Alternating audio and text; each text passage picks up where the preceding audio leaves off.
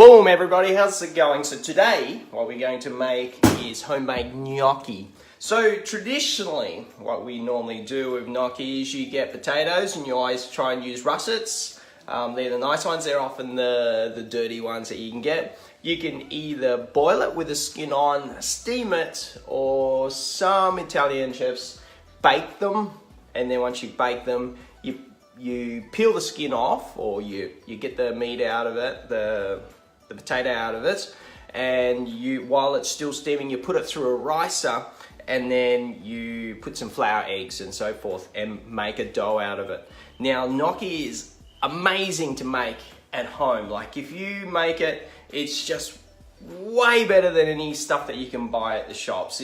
It's light, pillowy, fluffy, of just goodness. But the problem is it's really easy to kind of make a mess of it. In the restaurant that I used to run, we used to have gnocchi on the menu. The problem is only a couple of different chefs in our team were able to make it properly, because there is a lot of things that you had to adjust and be aware of. For instance, like if it has too much steam, so when you get your potato, it's got to be still hot and you got to peel it, and then you got to rice it. If it's still too wet and absorbed too much moisture, you have to add more flour to it, and therefore it made it gluggy. If you overwork the flour, because it's flour in it and potato, if you overwork potato, it becomes really pasty, and the flour makes it over tough. If you have an unbalanced version of it, it's not very pleasant. So it was a bit of a problem. So it was a bit of a conundrum that we had to try and figure out how to do it.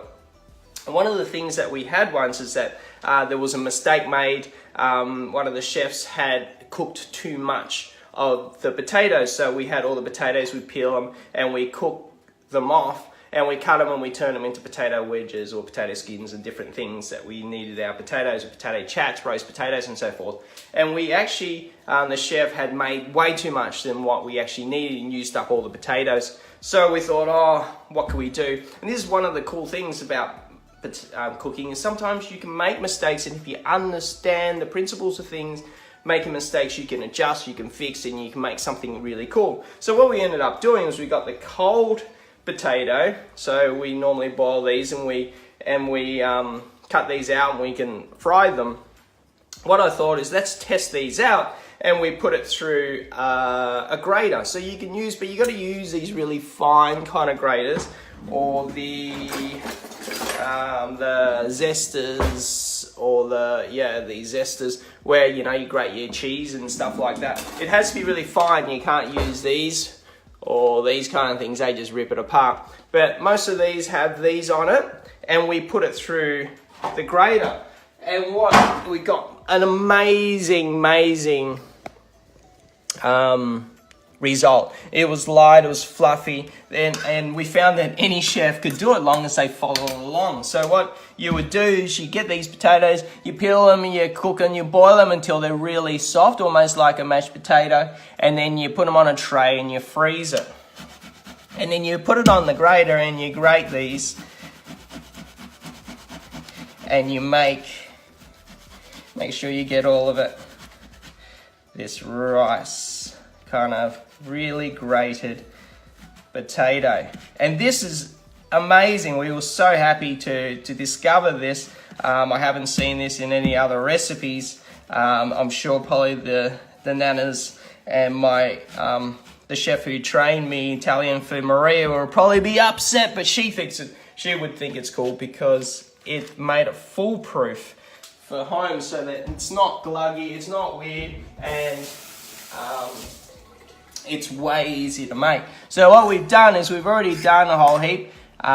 There's about just under a kilo of potato all up. We crack an egg in there. We need a bit of salt. Need to move you so you can see better.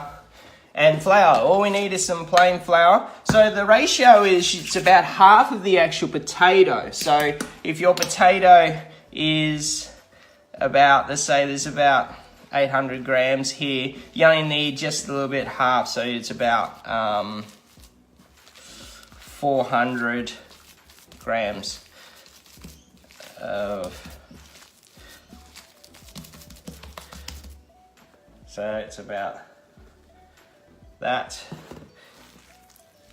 Now the trick of this is you do not want to work this too much. You just want to get it so it binds, no more. If you work it too much, you are going to have this gluggy, unpleasant gnocchi, which is the last thing you want. You want this really light, fluffy, gorgeous pillows of love, as my chef used to say to me. And these are, because it's cold as well, it doesn't activate the flour like a normal traditional gnocchi is made. They the problem with that is that once you start activating potatoes, you got to be really clever and take notice of the sensitivities of it. So that's about that. So you can feel that this dough is kind of just formed, and that's all you need. So once you've done that, I cut it into sections, and then we're just trying to roll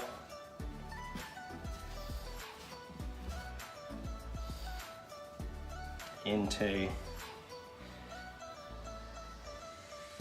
a log.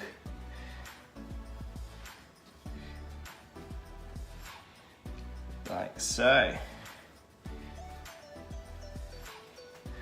That's all it needs.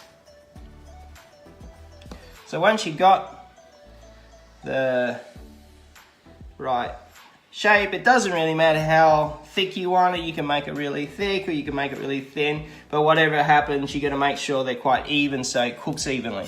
Once you kind of have a roll, you just simply cut in little pillow bite-sized pieces.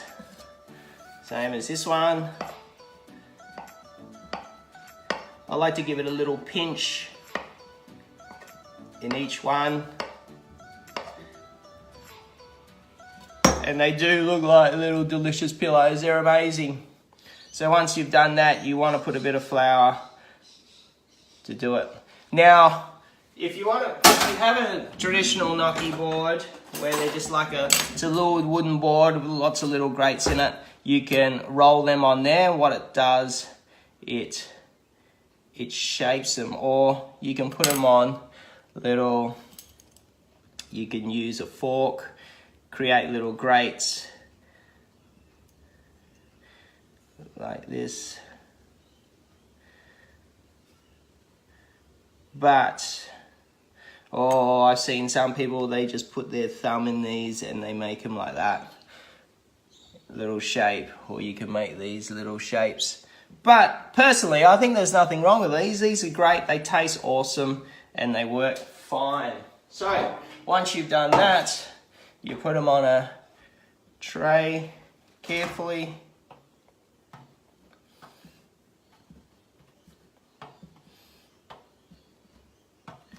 Maybe we can sprinkle a bit more flour on them.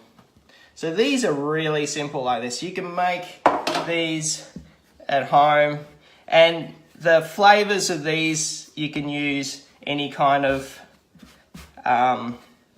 topping. I've seen people with bolognese. I really like blue cheese sauce on these, which I have the recipe for as well. You can put, I'm gonna do a dry one. So tomorrow we'll do and pan fry dry one with some asparagus, some cured ham is really nice, and bacon, and these are amazing. So you can feel the texture is really nice there, and that's all it requires. I have a pot of boiling water already on the go.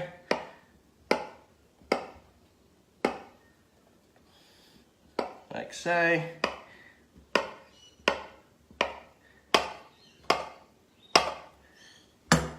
And they're just these gorgeous little dumplings.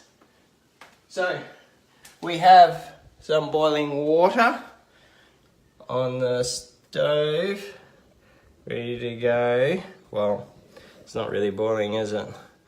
I thought it would have been ready by now. So You want to make sure that you get boiling and you add lots of salt to it. So be generous with your salt, with water, and you got to do that with all pastas. Lots and lots and lots of salt. So you can don't use the expensive salt, use the cheap stuff because it's just going to flavour the pasta. So what happens is once you boil the water into a rapid boil, you get your pasta, you get your beautiful little delicious gnocchi, you dump them in there and they'll fall to the bottom for a period of time. They'll fall to the bottom like that, and as they boil after a couple of minutes they'll float up to the top. They'll float up to the top for a few minutes, and that's when you get them out. You need to do these in little batches, in little clumps, and then you put them through a strainer, and either now you start making your sauce right now, or you can take them out, put them aside, but you need to serve them pretty quickly. If you don't plan to serve them straight away, what you can do is just run them under a bit of cold water. Also, I think Italians don't like that neither because it does affect the potato gnocchi, or like pasta, but you can get away with it and it does taste pretty good, and unless you're a real hardcore freak, you won't know much of the difference. So you can cook these all in batches, or you can keep these, and once you've made them, you put them in the pan, and when you're ready to go, keep them in the fridge, covered, and when you're ready to go, you can put them straight in and you're ready to go.